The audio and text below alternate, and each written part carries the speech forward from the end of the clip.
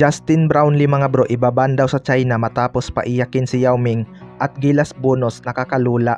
Yan mga bro, pagkatapos mong ilike ang ating video, mag-subscribe na rin kung bago ka pa lang sa ating channel at i-click ang notification bell para lagi kang updated sa ating mga sports balita.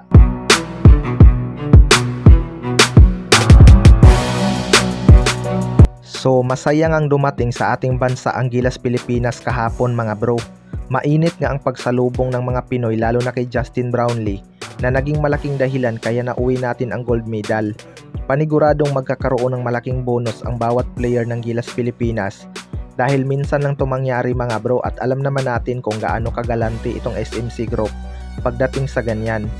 Biro pa nga ni Boss Al Francis Chua mga bro ay nakakasawa na daw dahil palagi na lang kampiyon. Tinatayang nasa 10 million o higit pa ang posibleng matatanggap ng bawat isa mga bro.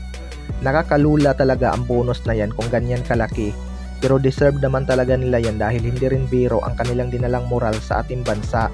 Masaya din daw itong si Justin Brownlee mga bro kapag tatayuan siya ng statwa dito sa Pilipinas dahil may mga usap-usapan nga na deserve din ni Justin Brownlee gawa ng statwa bilang pasasalamat sa kanyang naibigay sa ating bansa.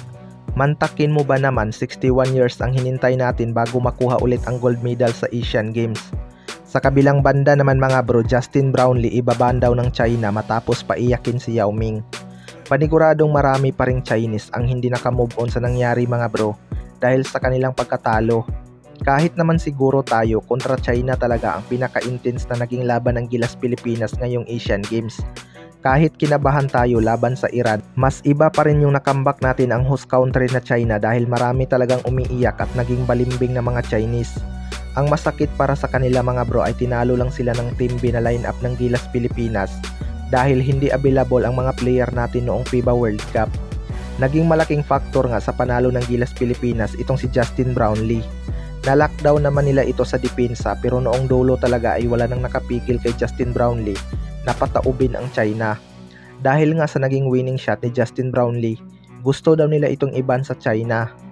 Well, hindi naman kawalan para kay Justin Brownlee mga bro kung hindi siya paglalaruin sa China dahil hindi rin naman niya gustong maglaro doon. Pero kung international game at doon sa China gaganapin, hindi naman nila pwedeng iban basta-basta si Justin Brownlee dahil wala naman itong nalabag na role. Sadyang pinaiyak lang talaga niya ang mga mayayabang na Chinese. Huwag ka muna kasing magyabang kung di pa tapos ang laban kapag kalaban itong si Justin Brownlee dahil kaya nga nitong bumaliktad ng laban. Kayo mga bro, ano masasabi nyo tungkol dito?